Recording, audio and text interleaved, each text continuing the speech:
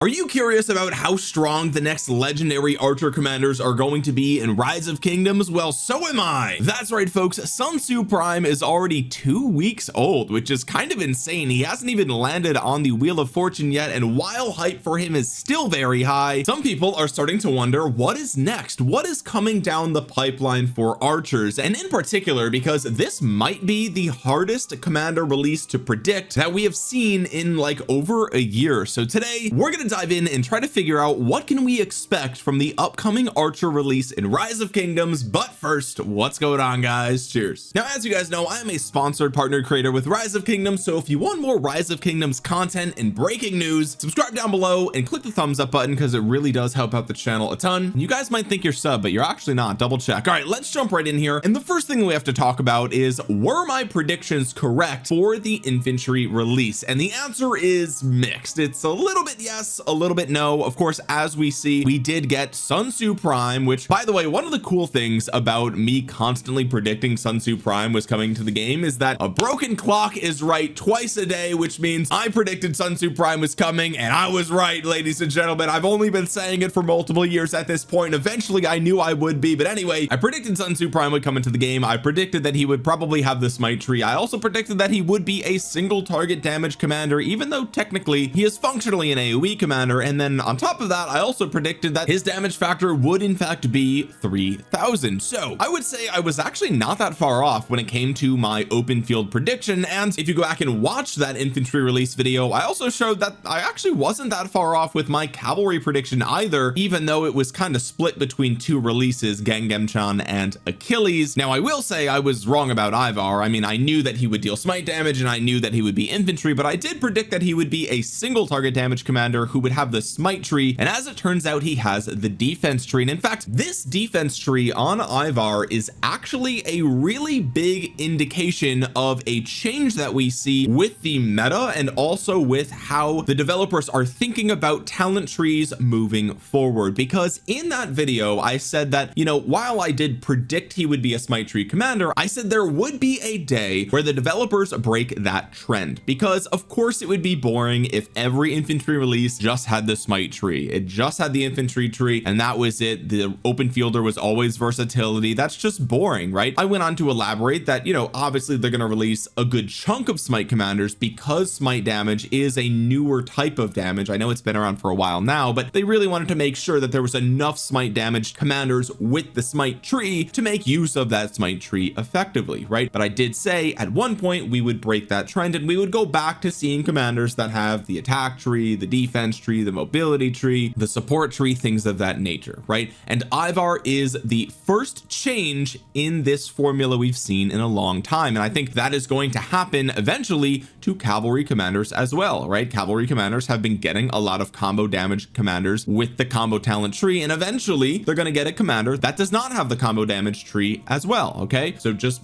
brace yourselves. But now we have to talk about archers, because this is going to be the hardest to predict release out of the last few. I feel like the last couple were a little kind of not easy, but like you kind of knew what the troop types needed and you kind of knew what to expect. But archers don't really have a new damage type, so it's kind of hard to predict what is coming down the pipeline. But look at this little baby. Look who's interrupting my filming. Look at this little baby. She just has to walk in front of the camera. She can't help herself. She thinks she's getting treats or something like that. Tiger said you have to like the video. With all of that out of the way, I guess the first place we have to start is, how do we know the next release is going to be archers, right? I'm kind of just assuming that that's going to be the case. Well, as you guys know, if you followed the channel for a while, I've been keeping track of the commander release schedule since all the way back to the very beginning of the game, and this chart is not exactly perfect, but it's good enough to predict what is coming. And the way that we know that archers are next is because of the trend that we've seen for years now. As you guys can see, even as far back as Attila Takeda, we'll see that the release schedule was cavalry, infantry, archers, leadership, cavalry, infantry, archers, leadership, cavalry, infantry, archers, leadership, and they very rarely broke that trend. There was one time in here with Hera and Bobber and Margaret when they first introduced engineering that they kind of flipped some of these things around, but most of the time that is the trend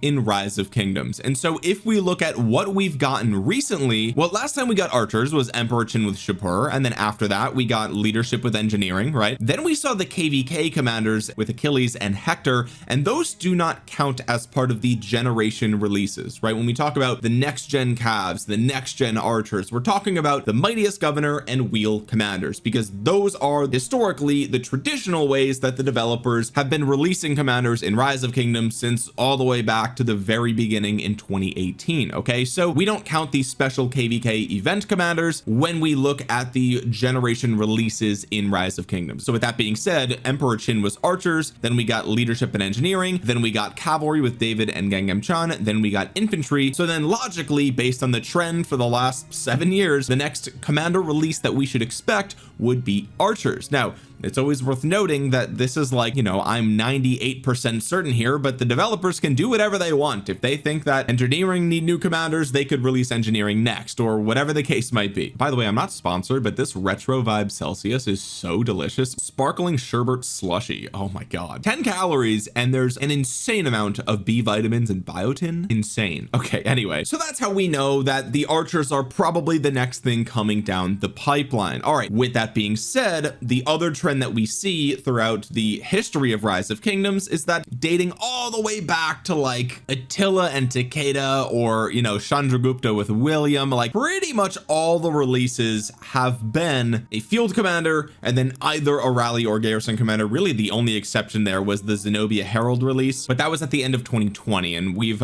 things have changed a lot since then. So okay, so we know that one of these commanders is either going to be a rally or garrison commander, and then the other one is going to be a field commander. Okay, so we know the field commander is going to have the versatility tree, they always do, and we also know that the field commander historically is always on the Wheel of Fortune, which means the mightiest governor event commander is either going to be a rally or garrison commander. Now, the other trend we can look at is, you know, if the last time we got an archer release we got a rally commander, then the time before that we got an archer garrison, and the time before that was an archer rally, and the time before that was an archer garrison. And so you can see that the developers for many years now at this point have been alternating the mightiest governor commander between rally and garrison. I actually just realized that Gilgamesh came out at the same time as Venatori. I didn't even remember that, but either way, following that trend for the mightiest governor commander, we know that since Shapur was a rally commander, then we know that this upcoming archer release for the mightiest governor is probably going to be a garrison commander. So up until now, everything that we've talked about is pretty much set in stone. This is like a 95% certainty in my mind. We are almost guaranteed to get this configuration. Again, the devs can do whatever they want. Historically, sometimes they vary this, but most of the time they don't. So this is most likely what is coming down the pipeline. Okay, so now that we kind of know what we're getting, the next question is, when are we getting it, Omniarch? And the answer is actually pretty straightforward, because again, if you actually go back and you look at a lot of the release windows for these commanders, you'll see that a lot of the release windows are around 70 days on average, right? And that is between the first day you can unlock the mightiest governor commander to the first day you can unlock the next mightiest governor commander, right? So last time we got Sun Tzu and Ivar, and at the time of recording this, Ivar actually isn't even in the game yet, so I'm a little ahead of the schedule here when we're talking about these commanders, but most likely you can expect these commanders to land 70 days after the recent release. Okay, so if we see that Ivar is going to land on around February 14th, that's Valentine's Day, he's going to be your date for Valentine's Day, very cute, he's very handsome. Okay, and Sun Tzu Prime came out a little bit early, which we've actually been seeing for a lot of the recent releases. Gangam Chan came out 2-3 weeks before David landed in the game, things like that. We can extrapolate this trend to the next archer release, right? So let's go ahead and show what I'm expecting here. Okay, so 70 days from the release of Sun Tzu Prime would bring this new archer onto the battlefield at the very beginning of April. So April 3rd is what I would expect, but keep in mind that Sun Tzu Prime came with an event,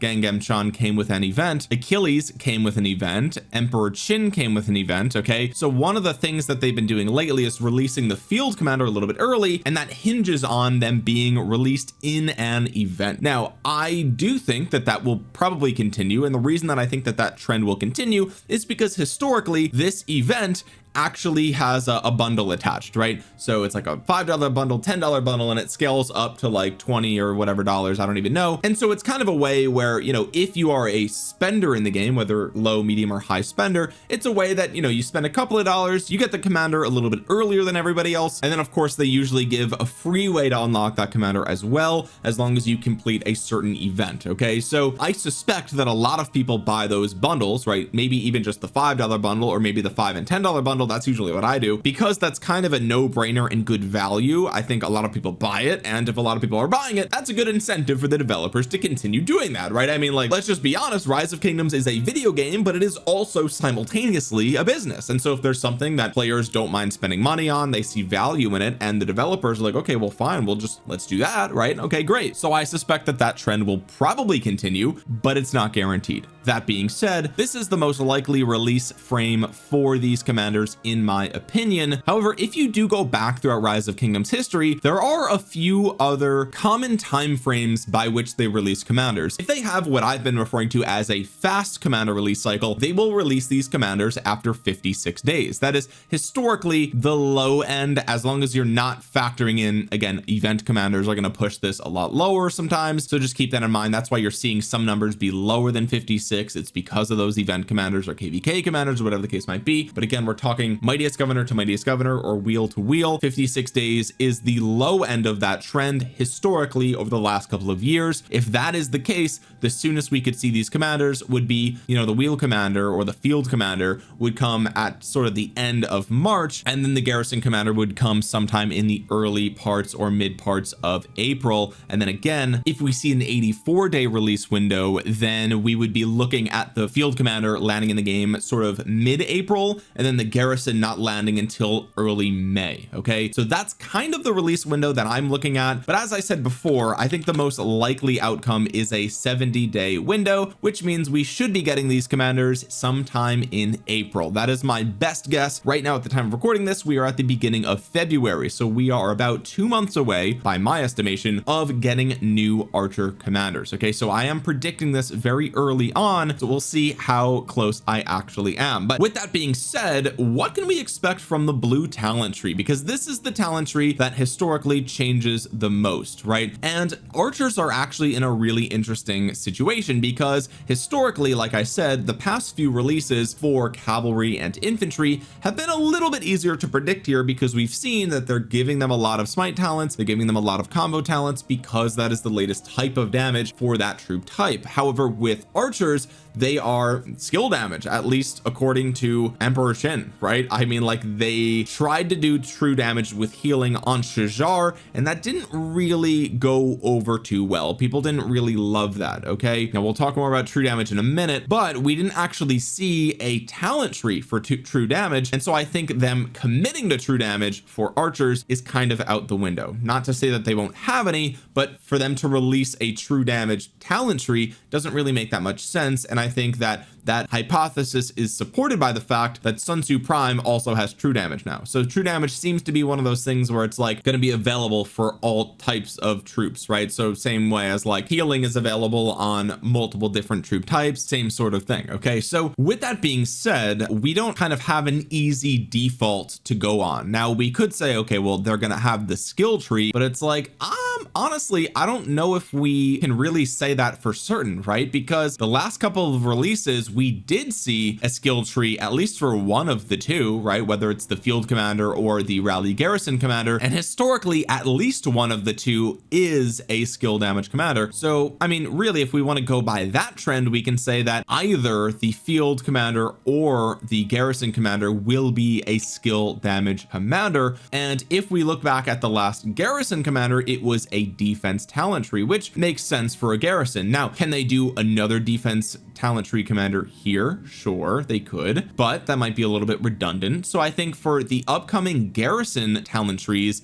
I think we can see either skill tree or support tree. Again, this is going to be probably one of the hardest ones to actually predict. And really, we've never seen an archer garrison have the skill tree, right? I mean, if we go back to Cho Young was defense tree, then we go back to Dido, we see that's the support tree. Then we go back to Amanitore, that's the support tree. Then we go back to Artemisia, that is the defense tree, right? So it looks like they kind of alternate between defense and support. So I think honestly the support tree is the most likely tree for this release for Garrison. That is my prediction. I'm going to leave a question mark there because I'm not confident, but I think that is the most likely blue talent tree to see for this upcoming archer Garrison. So then let's take a look at the field commander. What is the blue talent tree we can expect here? Okay, let's just go back and look at what archers typically get for their field commander. Okay, so Emperor Qin with skill, Shajar with skill, Herman Prime with support, Zhuge Liang with skill, Boudica Prime with skill, Gilgamesh with skill, Cyrus with skill. By the way, Gilgamesh is a rally commander. Okay, so that's a little different. We've got Ramses was attack tree, and then Edward was skill tree, and then we get into basically gold key commanders. Okay, so with that being said, historically the most likely talent tree is obviously the skill tree. That is the one that shows up the most historically for archers, and like I said before, for archers at least one of the two commanders is always a skill commander, right? So I think skill is very, very likely for the open field archers, even though that's a little bit boring, right? I think it's a little bit redundant. It's a little bit whatever, right? Now they could actually break this trend and do something completely different, which is kind of what I'm hoping here, right? Because if we think about where the direction of the meta has been going over the last few releases, right? If we look at Sun Tzu Prime, Gengham Chan, Emperor Qin even, right? Some of these more recent releases lean more towards tankiness rather than just massive damage output, right? And I think the reason for that is because, as you guys know, they changed the all damage bonus going into KVK. It used to be 40%, now it's 30%. They also changed crystal tech to reduce the amount of attack you get, and then they give you defense and health, right? And I think it's because the developers realized that if you just push damage constantly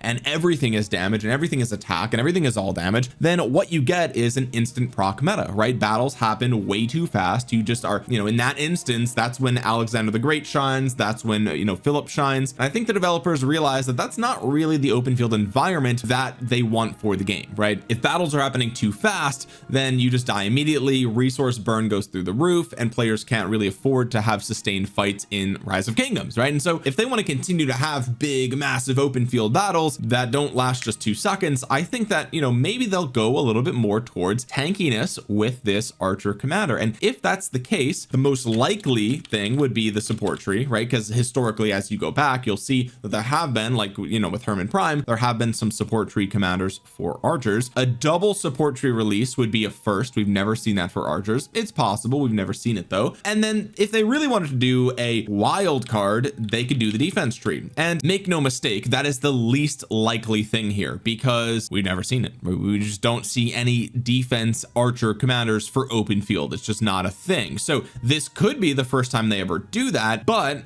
I think we all kind of know how that's going to go. If they release a defense talent tree commander here, it's probably just going to be a secondary commander unless the skills lend itself to be so good as a primary, right? So again, I think the defense tree is very unlikely, but I think it's not impossible given sort of the direction of some of the more recent commanders and just the overall meta of the game. It looks like it's leaning a little bit more towards tankiness in the field rather than all damage all the time. But again, we are talking about archers, right? Which historically have been the 5 target AoE troop type. That's the troop type that has the most 5 target AoE commanders. It's the troop type that has the most circular AoE damage, right? And so that is kind of what archers are known for and what they kind of want, like as archer players, as archer mains, that's what they expect from their releases. Okay, so to elaborate on that further, let's kind of dig down a little bit into what I expect the skills and the kit to look like for these commanders. Okay, so let's start with the active skill.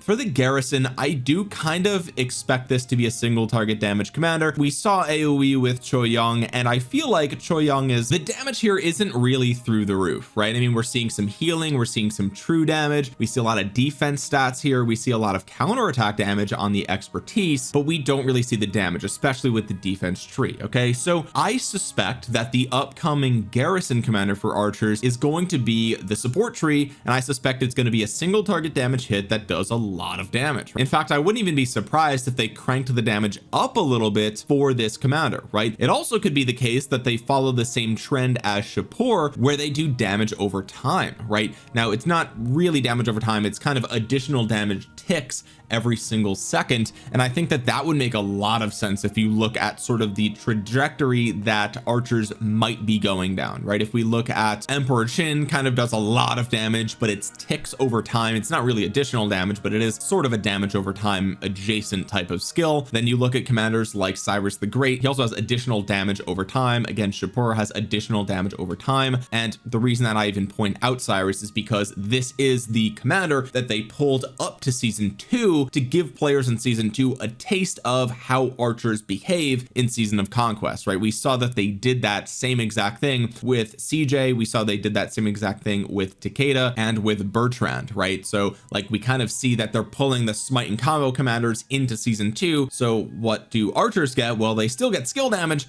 but it looks like it's damage over time, and that's kind of reinforced with Shapur also being skill damage with damage over time. And so again, I think we could see a garrison commander for archers that has the support tree and just a ton of single target damage over time. And I can imagine, because Choi Young does not really deal a ton of damage, if they wanted to sort of compensate for that, I could imagine this single target damage adding up to at least 3,200 to 3,500. That is kind of what I am predicting here to one target. Okay, that's kind of what I'm expecting for this archer garrison. And then on top of that, I do expect that this will probably counter Ivar the Boneless in some way. Okay, so when we think about what would countering Ivar look like, well, it would probably be something along the lines of, you know, removing extra rage gain or something like that, right? Because we see rage gain on Scipio Emilianus's expertise as well, so maybe slowing down the rage cycle of the infantry rally. It also could be something along the lines of an attack debuff, right? Because if you look at Scipio, he clears health and defense debuffs but not attack debuffs, right? And there is just a lot of heavy hitting attack here. Obviously it'll probably resist smite damage to an extent as well. So again, I'm thinking attack debuff, maybe a rage debuff, and some sort of smite damage taken reduction. Okay, that's kind of what I'm expecting here from this archer garrison. But then we have to look at the archer open field commander, and what can we expect from this, right? And this is probably, honestly, this is the hardest thing to predict in this entire video, because Emperor Qin was such an absolute wild card in just the way that he works, right? He works off of rage consumed rather than rage gained, and he does a ton of AoE damage but small amounts at a time every single turn. So it's not like he was outside the box. He completely blew the box up, and we now have absolutely no idea what to expect here. But if we're thinking about like, okay, what do archers need, right? Like, what does open field archers need right now? Is it another Emperor Qin? The answer is no, right? I don't think that they need another Emperor Qin. I don't suspect that that is what is coming down the pipeline. Emperor Qin is still in discussion for the best commander in the game, and I don't think it would make sense for them to release 2 Emperor Qins for archers back to back. That would just be insane, right? Unless they really want it to be Rise of Archers going into 2026 or in the middle of 2026, maybe, right? Maybe, but I'm not really going to hold my breath there. And frankly, when we look at Emperor Qin and what he does right, it's the fact that he kind of can be paired with anybody, right? He works really well with Seong-Gye. He works really well with Zhuge Liang. So the question is like, okay, well, we don't really even need them to release a great pair for Emperor Qin either, because Emperor Qin himself does a lot of the heavy lifting, right? He does a lot of the damage. He has a ton of health stats. He has a ton of march speed. Like, he kind of, no matter who you pair him with, he's going to be good. So whoever they do release, it's probably going to be a commander that, you know, obviously will work well with Emperor Qin, of course, right? Everything works well with Emperor Qin, but it's probably going to be a commander that can stand on its own in another army. That's kind of my expectation here, because really that's what archers need right now. Because if you look at like what is the 2 archer combo we see a lot right now, it is Emperor Qin YSG, Zhuge Liang with Hermann Prime, right? And that second march, Zhuge Liang with Hermann Prime, is not nearly as good as the Emperor Qin YSG march. Like, it's not even close, and it's because that march is so dang slow. It's kind of what we see from Ragnar Prime with Scipio, right? Ragnar Prime with Scipio isn't underperforming because it doesn't deal enough damage. It actually deals an insane amount of damage. It also has a ton of stats. It also has a ton of tankiness. On paper, Ragnar Prime Scipio is actually insanely good. The problem is it's really slow. It's the last thing to get to the battle, and it's the first thing to be caught out of position when trying to leave the battle. And same thing is true with a lot of archer marches still, you know, especially the Zhuge Liang Hermann. It's like, man, it's just too slow. And so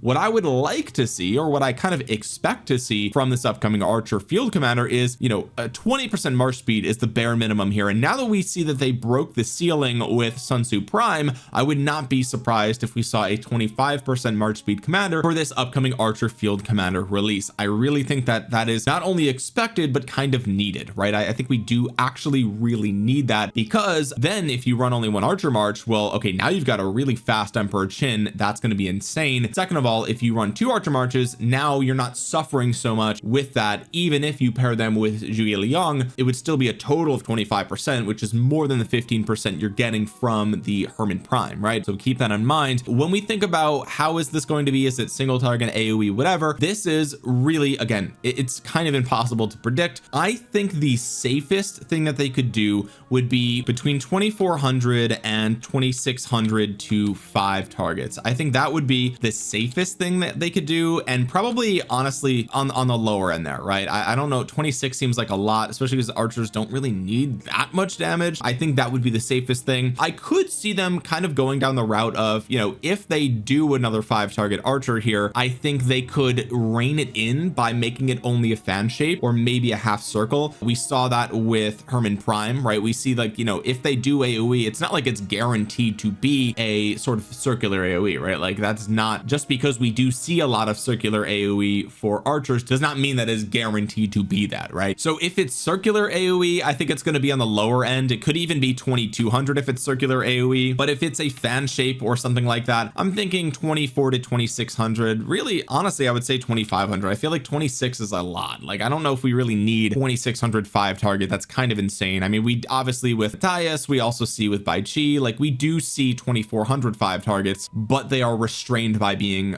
fan shape. Or in the case of Matthias, I mean, he's a city garrison, like, who cares about that, right? So that's kind of what I'm expecting. We could see them sort of rein it in by making it 3 targets, just like we saw with Hermann Prime. I think that would be completely reasonable. If we're looking at 3 targets, then I'm thinking we're looking at probably 26 to 2800. We already see some 2800 3 target damage commanders, like in the case of King Arthur, and really in the case of Ragnar Prime as well, right? Like, if we're being honest with ourselves. So it's like 2800 is almost, I almost feel like it's got to be 27 if it wants to compete in that ballpark, but that's kind of what I'm expecting here. So frankly, again, if it's going to be 5 target, I'm thinking anywhere from 2200 to 2800, depending on if it's 3 target or if it's 5 target. That being said, it could be single target, right? And if it's single target, I am expecting at least 3000 damage factor. That's what we see with Sun Tzu Prime. It could be something a little bit higher than that, depending on if there's something fancy that it does on that kit, right? Whether it's, you know, a debuff with that single target, or, you know, like in the case of Sun Tzu Prime, sort of a hybrid true damage AoE, or something else like with Shajar, where it's kind of like split between whether it's primary or secondary. I don't expect them to continue doing that. I think that was kind of confusing, and I also think that they only did that because it was a transitionary period for all of the different troop types. They thought they would be transitioning to healing with true damage, but they kind of backtracked that with Emperor Qin. All that to say, that's kind of what I'm expecting for this commander. I do think it's more likely to be a 3 or 5 target AoE than a single target damage commander, in my opinion. That being said, what are some of the mechanics we can expect from this commander? And this is, again, this is really interesting, because when we think about Sun Tzu Prime got true damage, which was a surprise to everybody, let's just be honest. And when we think about who used true damage before, well, it was Shajar and Cui Young, right? It was the archer thing. And then we look back at Genghis Khan and we say, okay, well, that does healing, right? He heals his troops. Who did healing before? Well, that was infantry mostly, right? Most infantry commanders are the ones that did healing. And so we see, you know, recently that they've been switching things up and giving other troop type mechanics to the more recent troop types that they used to counter, right? So, you know, infantry used to be healing and they counter cavalry. Well, now cavalry has healing. And in the same vein as that, archers counter infantry and they had true damage, and now infantry has true damage, right? So when we think about archers, you know, in that trend, it's like, okay, well, what counters archers? Cavalry. And what did cavalry used to do really well? Well, historically they had a lot of march speed. They were fast. They had usually the fastest rage cycle was on cavalry, but beyond that, I feel like cavalry didn't really have anything interesting in the same way as, you know, healing or shielding or true damage or whatever the case might be. They could go sort of all in on more counterattack, or they could add a lot of buffs and debuffs to this, right? Because, you know, if we look at Sun Tzu Prime, we look at Genghis Khan, like we look at, you know, a lot of these commanders, even Achilles, you know, they don't really have massive AoE debuffs, right? We see, you know, in the case of Achilles, his active skill is a debuff, but it's only for his specific active skill proccing in the future. We look at, you know, things like Genghis Khan, yes, he's got a defense debuff, but it's to one target. We look at Sun Tzu Prime, we're not seeing big AoE debuffs or big AoE buffs, right? That's something that has been missing from recent releases. And so I think that maybe this commander release with this upcoming archer could be a big debuffing commander or a buffing commander or something along those lines with decent damage output, you know. And again, like, this sounds very familiar to Hermann Prime, but I feel like, you know, I that would not surprise me, frankly, if we see another sort of strong competitive damage, but also brings more to the open field, right? And the reason that I think that is because, again, like we look at Zhuge Liang, his debuff on the active skill is insane, right? This is something that they've kind of leaned into with archers, being that AoE debuffer. Maybe we'll continue to see that with some sort of damage over time, or like the additional damage over time, right? Like if it's what they've done in the past and it's what's been missing from the most recent releases, I think that's a logical conclusion to arrive at, especially when we look at archers. Their best commander pairing doesn't really need more damage, right? And I think that's what Emperor Qin was. He was damage. Like, okay, archers, you want damage, here you go. You want health, here you go. You want march speed, here you go. This is your damage at march. This is what you pair YSG with. Now let's make another more well-rounded march that is, yes, high in damage and what archers do, but it's a little bit more well-rounded in the fact that it's supportive with maybe the support tree, like I said, and maybe it has AoE debuffing and it's doing other things and giving you more march speed, which is, again, what I think archers actually need. That's kind of my prediction here. So I'm predicting AoE. I think it's AoE. It's not guaranteed to be, and again, you know, this is flexible. If it is single target, then it's probably going to do a lot more of the other things we're talking about, right? If it's single target, it's going to be high single target damage, probably additional damage over time. It will probably have some massive debuff to that one target, and it should have really competitive stats, really competitive march speed if it's going to be single target. If it's going to be AoE, we might dial those things down a little bit just to make this release a little bit more well-rounded, so we don't find ourselves in a situation where archers would have two Emperor Shins effectively and everybody else would have 1 or 0 in the case of cavalry. I don't think cavalry really have their Emperor Chin yet, but that's a topic for another video. And then the last thing we have to talk about is, who are these commanders going to be? Like, who actually are they? We've got a ton of historical figures that still have yet to land in Rise of Kingdoms, and there are plenty of commanders that could possibly get a, honestly, if we're talking about prime commanders, there's almost no better option for archers than Kusunoki Prime. I feel like Kusunoki Prime would be awesome. However, there is a massive problem with Kusunoki Prime, and that is the fact that there are other historical samurai that are very prominent throughout history that deserve a spot in Rise of Kingdoms. So why would they put Kusunoki in twice when they've got other samurai to choose from? And in fact, there actually have been a lot of ads right now on Facebook and on Instagram for Rise of Kingdoms, and I hope they don't mind me sort of exposing them here, but this is all public information, by the way. You can check this yourself. But there have been a lot of ads for Rise of Kingdoms over the last couple of months that have shown this figure. Now, this is clearly not the exact Rise of Kingdoms art style, so I don't think that this is the new commander. I don't think this commander is going to land in game, at least not how they look right here, but they've used this image a lot for a lot of different ads. And who is this? Well, according to them, it's Oda Nobunaga, right? Which is not a commander in Rise of Kingdoms right now. So what I suspect they have been doing over the last couple of months, or maybe the last 2 months or so, is they've been running ads with Oda Nobunaga to see if there is sort of a broad appeal to this historical figure. And because if you go through a lot of their ads, you do see him show up multiple times, that means that they are iterating the test, and they're sort of A/B testing and testing different demographics. And I'm not going to get into all of that, but my point is they're putting their money where their mouth is, and they're actually investing money into seeing if people are reacting to Oda Nobunaga. Right now, we don't know the outcome of this test, and right now there aren't any active ads with Oda Nobunaga in them at the time of recording this, at least not in English from what I can tell. But I think that is a really good tell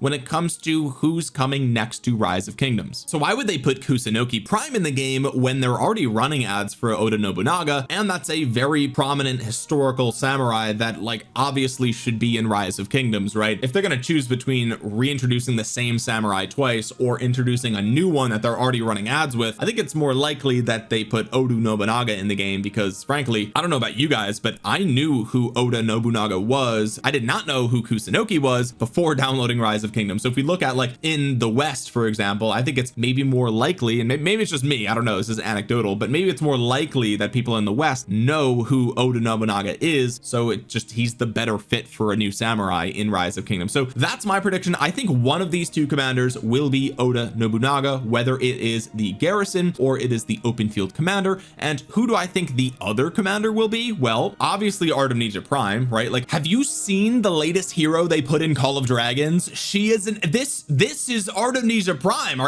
Am I losing my mind? Yo, Rise of Kingdoms, do that. Do more of that in Rise of Kingdoms.